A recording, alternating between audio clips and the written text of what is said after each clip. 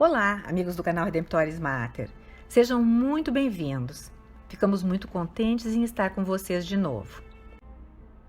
Vimos noutra postagem alguma coisa a respeito da solenidade de Cristo Rei, com a qual a Igreja encerra cada ano litúrgico.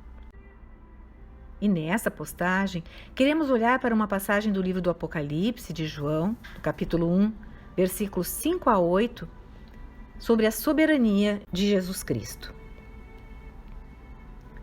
A passagem diz: A vós, graça e paz da parte daquele que é, que era e que vem. Que era e que vem da parte dos 7 Espíritos que estão diante do seu trono, e da parte de Jesus Cristo, testemunha fiel, primogênito dentre os mortos e soberano dos reis da terra. Àquele que nos ama, que nos lavou de nossos pecados no seu sangue e que fez de nós um reino de sacerdotes para Deus e seu Pai, glória e poder pelos séculos dos séculos. Amém.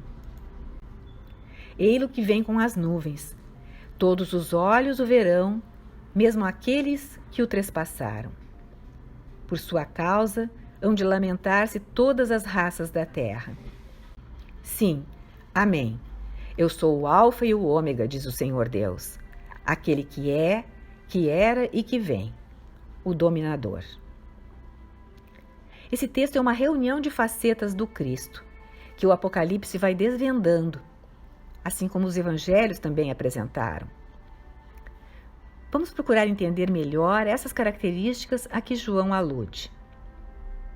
Quando João fala de Jesus como a testemunha fiel, está se referindo à morte e ressurreição do Cristo, usando o gênero literário apocalíptico.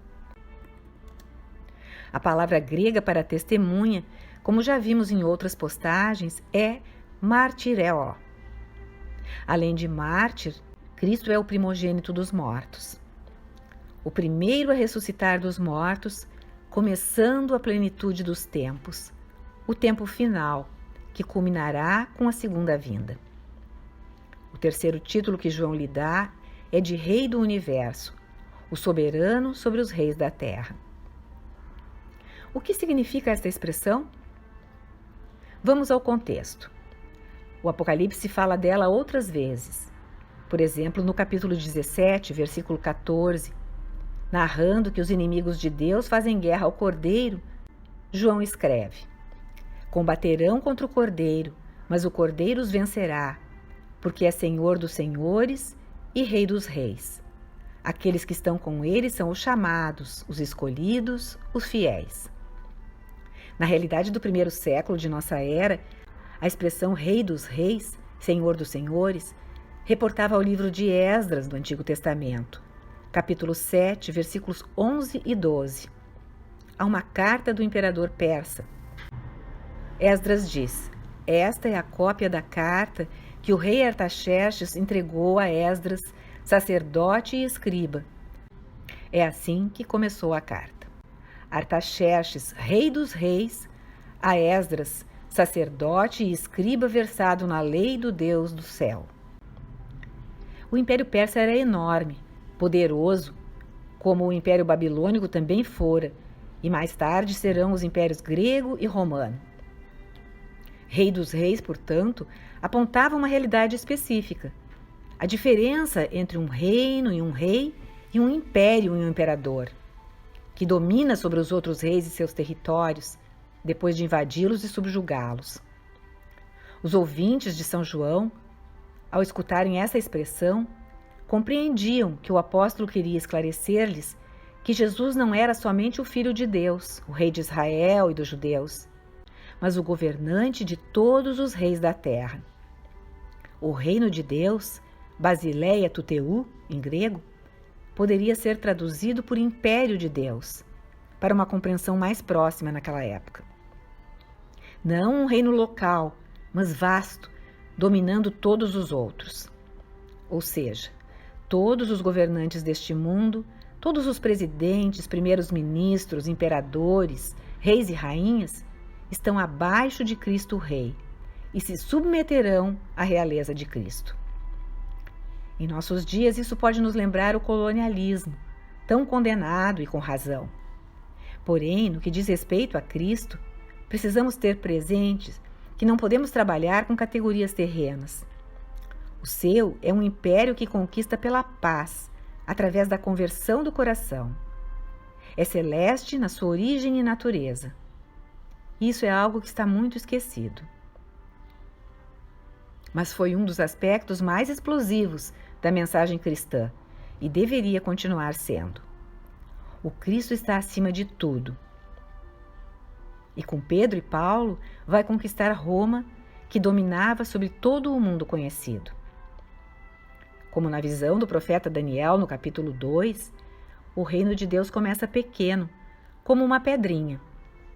Essa pedrinha atinge a base de uma estátua feita de diferentes metais: ouro, prata, bronze e ferro. E a estátua é destruída. Ela simbolizava vários impérios: Babilônia, Pérsia, Grécia e Roma. A pedrinha se torna uma grande montanha que se espalha por toda a terra.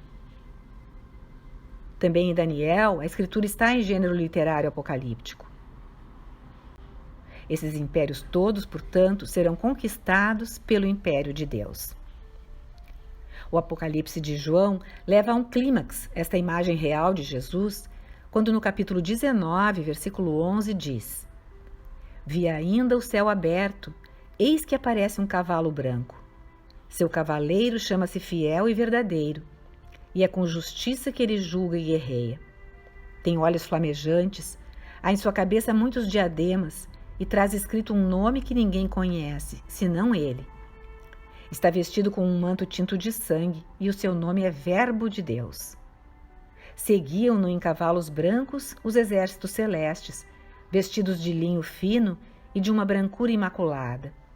De sua boca sai uma espada afiada, para com ela ferir as nações pagãs, porque ele deve governá-las com cetro de ferro e pisar o lagar do vinho da ardente ira do Deus dominador. Ele traz escrito no manto e na coxa: Rei dos Reis e Senhor dos Senhores. Quem escutava João naquele tempo certamente se perguntaria se ele estava falando de Jesus de Nazaré ou de Alexandre o Grande.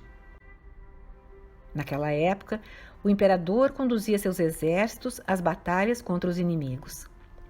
Cristo virá dos céus na sua segunda vinda, conquistando todas as nações do mundo. Como Alexandre o Grande percorreu o mundo e conquistou cada território com o seu exército. A diferença é que a batalha do Cristo é espiritual. Será que hoje pensamos em Jesus Cristo dessa forma? Com a segurança de que Ele é o vencedor e conquistará todo o universo, vencerá todo o mal, como já venceu com sua paixão, morte e ressurreição? Com a segurança e a confiança de nada temer, porque Ele é o Senhor dos Senhores? A riqueza do seu reino está nas almas dos seres humanos, que Ele amou até o fim, até a morte de cruz. Nossa fidelidade precisa transcender todo o poder na terra, qualquer afiliação política, social, qualquer tentativa de relegar a fé ao âmbito privado e tirá-la do público. A fé é universal, destinada a todos. A proclamação do Evangelho por cada cristão precisa imitar a de Jesus, que veio anunciar e inaugurar o reino de Deus. Basileu tuteu. Esta foi a missão do Filho, enviado do Pai, e é a missão de todo aquele que foi batizado. Preparar o mundo para o momento em que todo joelho se dobrará e toda língua confessará que Jesus Cristo é Senhor, para a glória de Deus Pai. Ele é o Alfa e o Ômega, aquele que é, que era e que vem, o primeiro e o último, o Todo-Poderoso. No capítulo 22 do Apocalipse, Cristo dirá: Eis que eu venho em breve, e a minha recompensa está comigo, para dar a cada um conforme as suas obras. Eu sou o Alfa e o Ômega, o primeiro e o último, o começo e o fim. Todos os outros reis e reinos tiveram ou terão um fim, acabaram destronados. Cristo reinará eternamente. Um dos mais antigos comentários do Apocalipse no mundo ocidental é de São Beda, o Venerável, da Inglaterra. Perguntando-se como Cristo pode ser o Alfa e o Ômega, o princípio e o fim, Beda explica que ele é o começo porque ninguém o precede. É o fim porque ninguém o sucederá. É o primeiro porque todas as coisas foram feitas por meio dele, como diz São João no seu Evangelho, no capítulo 1, versículo 3. É o fim porque tudo será restaurado nele. É o Alfa, a primeira letra do alfabeto grego, porque Criador. E o Ômega, a última letra, porque o Consumador, que tudo restaurará e que será exaltado na nova Jerusalém celeste. É ele quem proclama que o homem de boa vontade receba gratuitamente da água da vida. Esse convite é para cada um de nós que ouve a palavra e que está escutando esta postagem.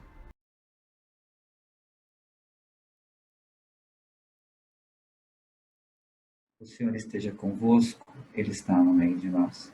Peço por você, sua vida, sua família, orando muitas alegrias vindas do céu, que se manifestem também na sua vida, na vida terrena.